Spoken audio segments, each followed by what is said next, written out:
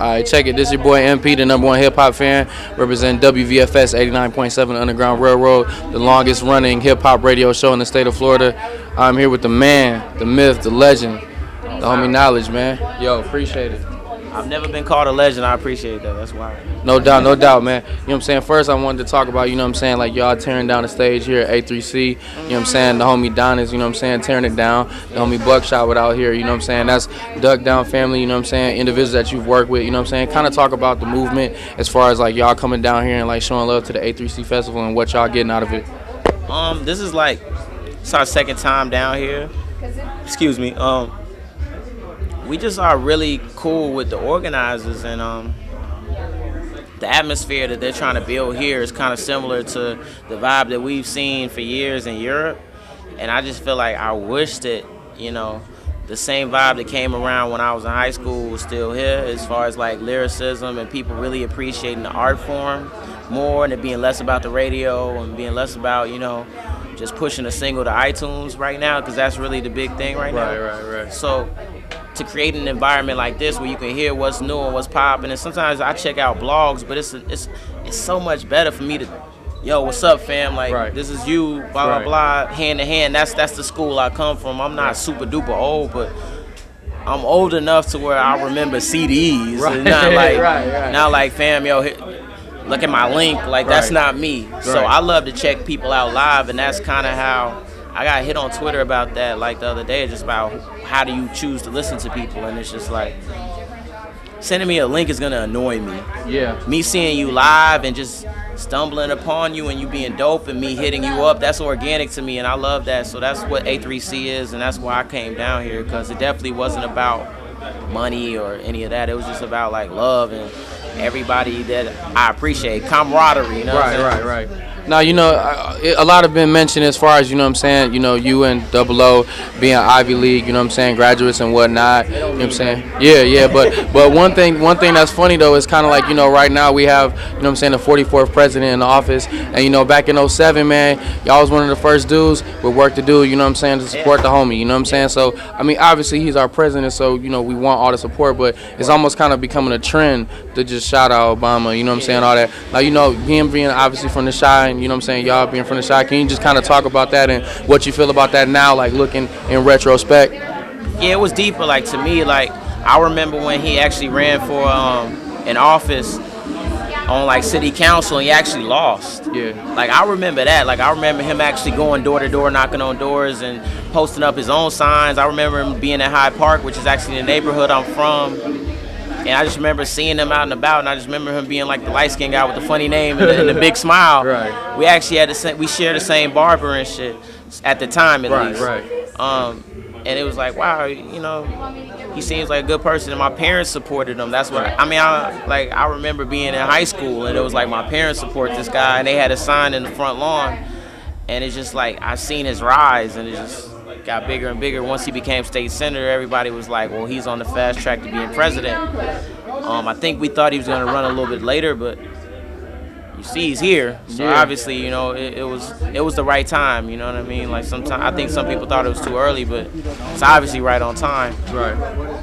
But me supporting it, I think Double O was hesitant. I was more like gung-ho, because it was just like my parents supported him, and I just felt like it was the least I could do. Right. Monetarily, I couldn't support like some people, so I felt like, you know, if I could give my voice, especially us being black youth, we don't even register to vote. Right.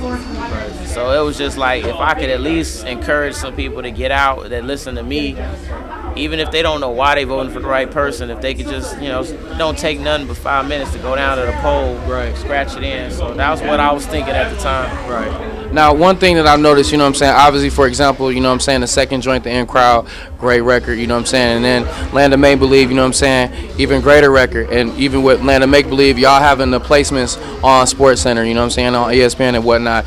Like, can you kind of talk to me about the growth, you know what I'm saying, that you guys feel that you amass as far as the differences between the In Crowd and the Land of Make Believe, you know what I'm saying, as records? I mean, everything grows. I mean, a lot of people don't realize how much Double O means to the group. I think people watch like videos and they listen to songs and they're just like, oh, Naledge raps, another guy makes beats. Like, Double O really drives the car, you know what I'm saying? Like, so sonically, I succumb to peer pressure very easily. Right. So Right. it's like, you know, what he's feeling, he's able to, like, we're in tune like that. So it's like whatever he's making beat wise, that's where we gonna be at. And however the beat speaks to me, that's what I'm gonna say. So I think a lot of people got thrown off by just the progression of us moving away from samples, but it's like that's where he wanted to go, and he got me to feel it and vibe with it. And then it was like, all right, man, this is some next shit. Like, we're on this Right. next shit. And it just, that's where we've been going. It's like, if you don't get it, then you don't get it. But a lot of people throw me with the fact that they don't realize that the lyrical content and the music is the same. Yeah. Just because there's no sample in it doesn't make it any less gritty or any less urban or any less street. Like, I'm still the same cat from Chicago. Like, Flickin' is probably the most ghetto song I've ever made in my life. Yeah. But it's over like the most synthiest beat, you know what I'm saying? Like, it could play on a pop station and you just be like, every time you sleep at night, that's what I be dreaming. Like, I'm talking about Cartiers and Cadillacs and Flickin'. That's as ghetto as it gets. Like, what are you really talking about? So, but it's like, lyrically, I think I've gotten more ghetto over the years. I think I've gotten less over the top intelligent, talking about school shit, telling stories. Like, I've kind of moved into my own groove and finding my own voice. But it's funny because I think people's interpretation really builds off the sonic of the album. It's like, Yeah. oh, there's no sample, it can't be educated, you know. Whereas like Right. I used to rap over samples and say crazy ignorant shit, and I think for a long time, like, people just put it in the underground category because Right. it has a certain sound. But even more so, the labels we've been attached with, like Raucus and Duck Down, are associated with underground shit. Exactly. So, Exactly. you know, when Double O wiles out and says we want to be Black Eyed Peas, he's not really saying that like saying we want to be Black Eyed Peas. He's just saying it like he's trying to fuck your head up. Right. He's trying to say like, whatever you think we are, we're not that. Exactly. You know what I'm saying? Because you might think we want to stay in this little realm, but if we so happen to be on your radio station, don't be tripping. You know what I'm saying? Yeah. So that's kind of what it is. And I'm more subdued, and he's ironically the more outspoken of us, even though I'm the voice. Right. So that's the point, is like, we've progressed every album to me, and it's become our sound. Like, to Right. me, when we were reappropriating other people's samples, it's like it turned into a fad, especially after Ye blew it out the water, and even Ye moved away from it. So it's like, how can you really be mad at us for not wanting to do what everybody else do? Right. Now, you know, I kind of wanted to get into some of your solo work, you know what I'm saying? Like, for example, something that I will bump pretty much every day, every other day at work or on campus, Wow. Chicago, Picasso. Yeah. You know what I mean? And I ain't gonna front, the beat goes on. That was actually my favorite track, even though that's the... Black Spade, that's my man Yeah, from St. Louis. yeah, that was my favorite track, you know what I'm saying? And Can you... Carlita Duran. Right. Shout out those people. They Right. made the track what it was. Right. You can kind of just talk about, you know what I'm saying, like the vibe that you're getting when you're able to, you know what I'm saying, put out those mixtapes with Mick Boogie, and you're able to kind of express yourself like fully, you know what I'm saying, and kind of like what the lane that you think that you're moving towards as far as like your solo work. I mean, there really is no lane. Like, my point, and this is something I explained to Double O when he was just like, why do you want to do a mixtape? Because it's like, we've been doing mixtapes collectively as kids and all. I say, yo, like, we have to experiment, you know what I'm saying? Like, I can't look at a palette and be like, yo, it's red, blue, and green, and that's all I have to work with is red, blue, and green, and make the perfect picture. Sometimes you might need white, sometimes you might need gray, sometimes you might need, you know what I'm saying, something different. Now, I was like, yo, I want you involved in everything I do, but just us being a group, even, like, we even, after I did that mixtape, it opened him up to be able to say, hey, like, maybe we can do co-production with people, maybe we can, you know what I'm saying, collaborate, because I trust Double O's ear over everything. Right. But it was like, you know, somebody else might have some, the best in the game all have teams. Right. You feel me? Right. And it's like, if a drummer can play a lick that sounds dope, let's do that. If we can get a bass player, if we can get a DJ to scratch, if we can get somebody to really make this shit fresh, or if somebody finds a sample you never knew about, it's like, it's a collective. So let's make the best songs possible. And I think my mixtape shit was just like me wanting to be a little bit freer to it kind of opened up the door, because it's just like, you know what I'm saying, like, this music shit is, we're in a group, so it's almost like a marriage. Right. So it's like, You going to other people to get beats? Yeah, like hold on, you going outside? Can I hear them? Yeah, You rapped on them without me. It's just let like, me check on that. So it can feel weird, but we've opened the lines of communication up, and it took the mixtape to kind of do that shit, and him being like open to it, and now it's like it's a much easier process. And on the Land of Make Believe, we actually had 3 separate producers on the album, so it's just like my thing is if you're gonna give me something, it better be like something I've never heard and something new and refreshing. And it's almost like when I bring it to Double O, it's like he would have did it, but he didn't think of it yet. Yeah. So it's like that's when it works. It doesn't work when it's like some shit he could have done anyway. Then I'm like, okay, you just did something, giving it to me, thinking this is a Double O kind of beat. I'm gonna give it to Naledge. It's like, no, I could just go to him for that. Exactly.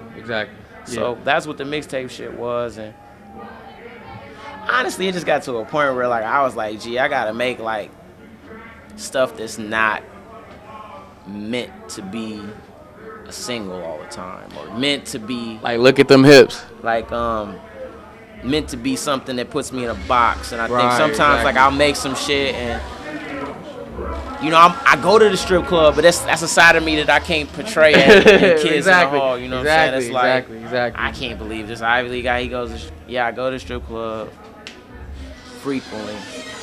Sue me, you know what I'm saying? Right, exactly, yeah. It took that though it took that mixtape to kind of shed people's opinions, you know what I'm saying? Like, and I think it allowed me to be more free. That's what's up, man. Now, you know what I'm saying, just to quickly, you know what I'm saying, to get on the other note as far as you being an ambassador to Chicago, man. You know what I'm saying, talking about the sports real quick, man. Let us know about them Bears, man. What's got going on, man? What you thinking about everything? Too much going on. They in the club too much with me. Now, Okay. we're all right. We're a solid team. I'm just fearful. We're getting older. Okay. Defensively, we've never had a really good quarterback. We thought we had a franchise quarterback with Cutler, but we've been having issues with him. So I could talk about football all day, but the Bears have been overachievers for a while, and they've been living off the defense. The defense is getting old. So the hope is that the offense can pull it together and we can make some moves. We got a black coach and they're ready to get rid of Lovey. Yeah. And it's like, you know, Lovey bought him some time with that Super Bowl appearance, but it's like, I don't know if you knew this, but I was actually going to school to be a sportscaster. Oh, so that's actually what I would be doing if I wasn't doing this music. That's what's up. So, you know, if you check my Twitter, like, I'm always on the sports tip. That's what's up. Well, let me ask you another one real quick, man. You know, your boy Boozer got hurt. You know what I'm saying? He got the joint, man. Kind of like what you. It's Atlanta, only at A3C. Only at A3C. I love it. It's a lovely lady though. So I love it. We love it. It's all gravy. But getting back to, you know what I'm saying, the Bulls, man. You know, Boozer, y'all got a lot of pieces, you know what I'm saying, to the puzzle, you know what I'm saying, in the offseason. But, you know, your boy Boozer, you know what I'm saying, got dinged up, man. What are you thinking about that East, man, and being stockpiled right now? We don't have a lot of like championship contenders in any sport other than hockey. So I love every team in Chicago. I root very hard, but I know that the moves that have been made aren't sufficient to win championships. Right. Well, that's honest. We're gonna make the playoffs. Yeah. We have a solid piece. Derrick Rose is a superstar in the making. He's from the crib. We love him. So Boozer, as long as he can come back, rebound, outlet pass, we'll be all right. You know, Joe Keem has been doing his thing too, but we need a solid complement to Rose if we're ever gonna win a championship. More than solid, like we need 2 superstars. Every championship team has at least 2 superstars. Right, you know what I'm saying? right. And that's what it is. We got to get one. If we can get one, we'll be all right. Yeah. Now, you know what I'm saying, before, you know what I'm saying, we get out of here, man, if you could just kind of, you know what I'm saying, let your people know, you know, what they, you know what I'm saying, should be expected from you and Double O, you know what I'm saying, collectively, and then you know what I'm saying, as far as future projects and the viral information and, you know what I'm saying, all that good stuff. New album from Kids in the Hall is tentatively titled Death by Day Job. Really, I can't tell you when it's going to be out. Hopefully in the spring. Like I said, being a free agent is like weird. Like I haven't taken a meeting in years, and we're taking meetings and shit, and it's very fucking weird because you have people that are like judging your music, and you used to just being able to just say, hey, this is the shit, let's put it out. So it's new for us, but at the same time, we're exploring new sounds. So it's like we're not gonna put nothing out until it's right. You're not gonna hear nothing from us until it's right and correct and perfect, and that classic that we have in our minds. You know what I'm saying? we're in a good space, man. That's kind of what's next. But in the meantime, in between time, I'm kind of working on just building out Brainiac Society as a company and as a brand, and just being something that I can do beyond like this rap thing, you know. Okay. Well, that's what's up, man. Yo, toast, cheers. You know what I'm saying? You got the blue thing. Is that what is that? Yeah, that's the blue MF right here. You know what I mean? The blue motherfucker. That's that's the blue motherfucker. You already know. I'm from Chicago. We know. Yo, you know what I'm saying? This is how we do, man. A3C, man. We just posted. We chilling, man, enjoying it. You know what I'm saying? Taste making. We just, this is how we do, man. It's your boy MP, the #1 hip hop fan, signing off, man. Appreciate the love, homie. No doubt. All right.